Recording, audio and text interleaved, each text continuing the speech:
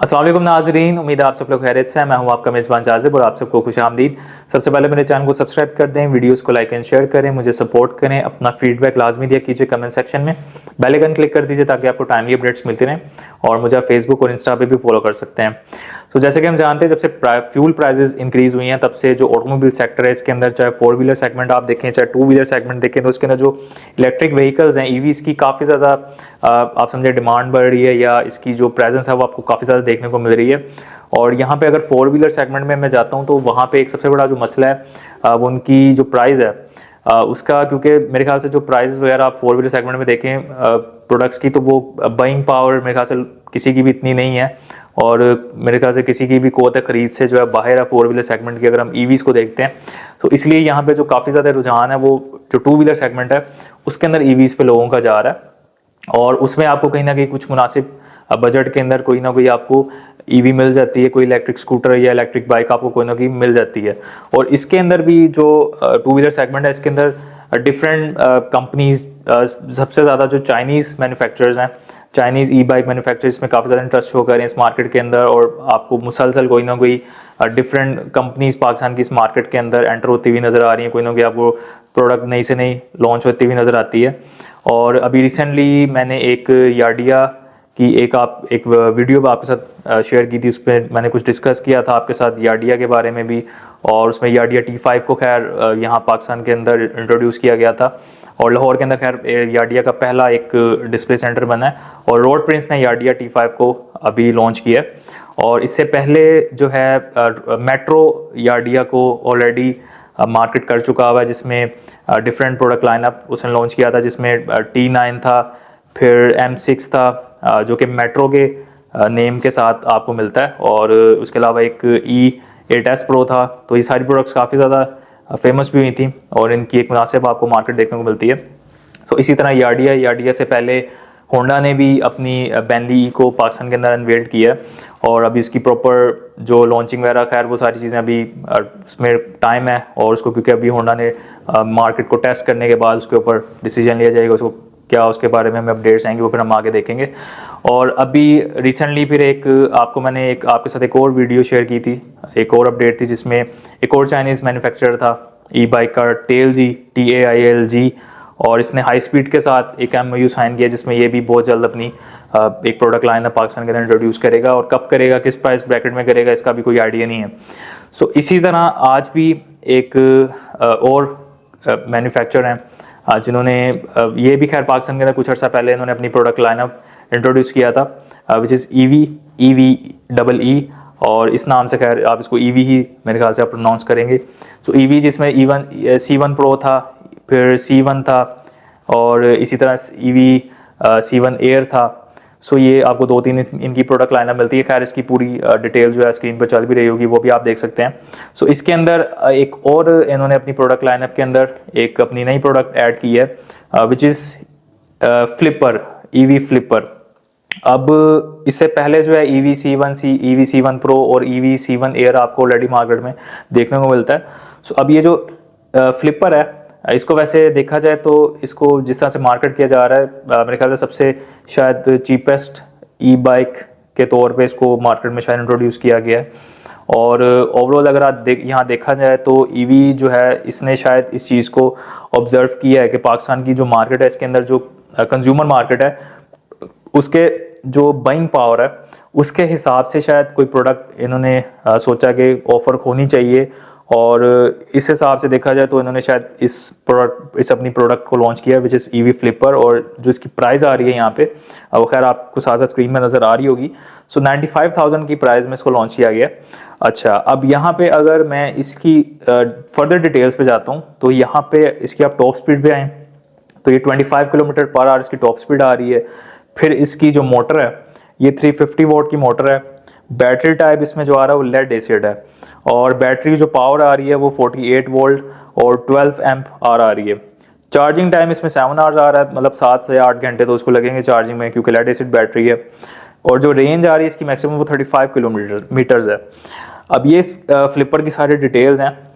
बाकी इससे चीपेस्ट मेरे ख्याल से, मेरे खैर नॉलेज में कोई ऐसी मेरे ख्याल से प्रोडक्ट नहीं है मार्केट में जो इससे चीपेस्ट हो। अगर आपके नॉलेज में हो तो आप अपना फीडबैक लाजमी शेयर कीजिएगा कमेंट सेक्शन में। और इसके अलावा अगर ओवरऑल मैं देखूं तो ईवी की अगर C1 आप देखते हैं यहाँ पे, खैर पूरा मैंने स्क्रीन के ऊपर आपके साथ शेयर किया हुआ है। तो इसमें आप देखें प्राइस, इसके अंदर EV C1 की प्राइस आ रही है यहाँ पे, फिर 2 लाख है। EV C1 Pro की 2,30,000 है, फिर EV C1 Air है 3 लाख है।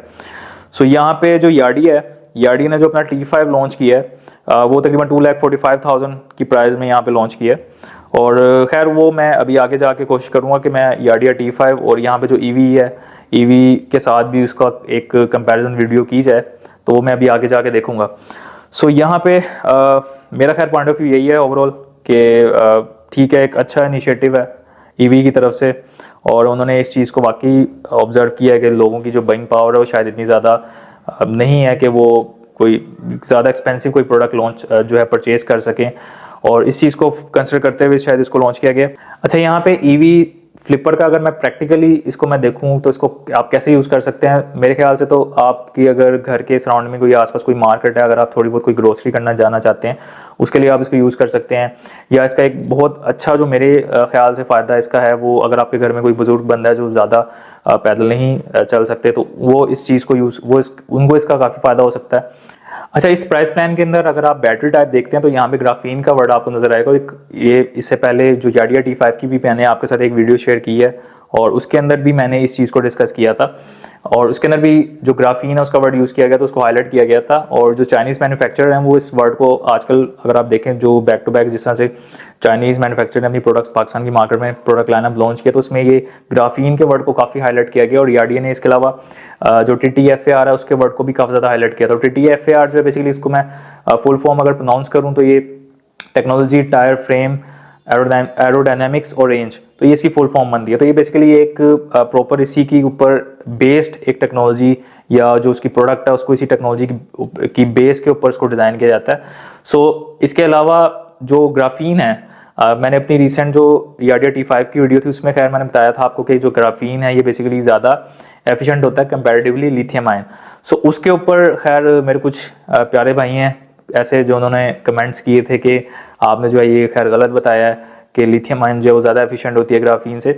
तो उसके अलावा मैंने जो TTFAR जो है उसको भी वहाँ पे मैंने देखा, रिसेंट जो मेरी वीडियो थी उसके ऊपर भी मुझे कुछ ऐसे कमेंट्स आए हुए थे कि लोग, जिससे मुझे आइडिया हुआ कि लोगों को काफ़ी ज़्यादा इसके ऊपर मिसअंडरस्टैंडिंग है कि लोग शायद समझ रहे हैं वो जो TTFAR है वो पता नहीं शायद बैटरी का नाम है, या बैटरी से वो बैटरी उसके ऊपर बेस्ड है, या ग्राफीन जो है वो, मतलब कुछ लोगों को कुछ लग रहा है, कुछ लोगों को कुछ लग रहा है। तो ये मुझे एक समझ आई कि काफ़ी ज़्यादा कन्फ्यूजन है। सो इस चीज़ को मैंने खैर सोचा है कि मैं इसके ऊपर एक स्पेसिफिकली अगर मैं इसको देखूं तो इसके ऊपर एक मेरे ख्याल से कुछ सेपरेट मुझे एक शायद पूरी सीरीज़ एक बन सकती है वीडियोस की, और मैंने सोचा कि मैं इसके ऊपर बनाता हूं।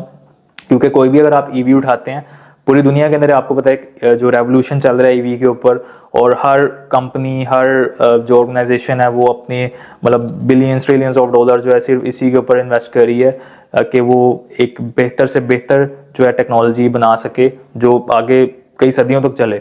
तो इसके ऊपर डिफरेंट कंपनीज हैं ऑलरेडी डिफरेंट प्रोटोटाइप्स के ऊपर काम कर रही है, और डिफरेंट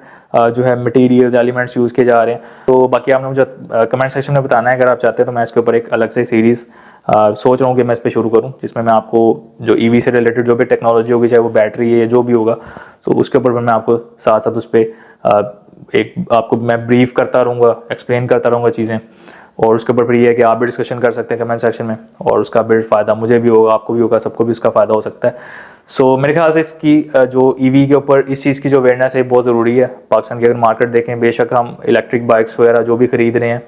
सो यहाँ पे कंपनीज अब इन चीज़ों को हाईलाइट तो कर रही हैं, ग्राफीन है या जो भी है, इस चीज़ को हाईलाइट तो कर रही हैं, चाहे TTFAR है, लेकिन इस चीज़ को अभी क्लियर नहीं किया जा रहा है, इसको क्लैरिफाई नहीं किया जा रहा कि एक्चुअल में क्या है। तो मेरे ख्याल से इसके ऊपर एक पूरी सीरीज़ बनानी चाहिए मुझे, और मैंने सोचा है कि इसके ऊपर मैं आगे आने वाले टाइम में साथ साथ इस पर मैं वीडियोज़ बनाता रहूँगा। सबसे पहले मैं सोच रहा हूँ कि ग्राफीन वर्सेस जो लिथियम आयन है, इसके ऊपर भी मैं इस टॉपिक के ऊपर भी एक अलग से आपके साथ वीडियो बना के उस पर मैं इस चीज़ को भी एक्सप्लेन करूं। तो बाकी अगर आप देखना चाह रहे हैं इस तरह की आगे मज़ीद पूरी सीरीज़ EV के ऊपर और EV टेक्नोलॉजी के ऊपर,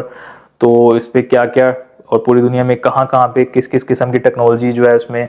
बनाई जा चुकी है, उस पर काम चल रहा है, और कहाँ तक जो है ये टेक्नोलॉजी एडवांस हो चुकी हुई है। तो आप कमेंट सेक्शन में मुझे लाजमी बताइए, और उसके बाद फिर मैं आपके साथ इंशाल्लाह फर्दर आगे इसी तरह से ईवी के ऊपर इसी से रिलेटेड आपके साथ मैं कंटेंट शेयर करता रहूँगा। सो दैट्स ऑल फॉर टुडे, और होप्स हो कि आपको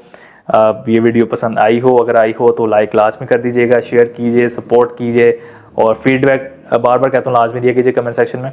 और अगर मुझसे कोई मिस्टेक हो गई हो इसके अंदर, तो उसको आप खैर आप करेक्ट करा सकते हैं कमेंट सेक्शन में, आप उसमें करेक्शन कर सकते हैं, क्योंकि जाहिर बात है मैं भी कहीं ना कहीं से रिसर्च करता हूँ, अपना टाइम स्पेंड करता हूँ रिसर्च के ऊपर, डिफरेंट जो सोर्सेज होते हैं उनको यूज़ करता हूँ, तो फिर आपके साथ जो एक उसके ऊपर फिर डिस्कशन करता हूँ, आपके साथ इन्फॉर्मेशन शेयर करता हूँ। तो मेरा खैर जितना नॉलेज है वो मैं आपके साथ शेयर करूँ, आपका जो नॉलेज है वो अभी आप शेयर कर सकते हैं कमेंट सेक्शन में।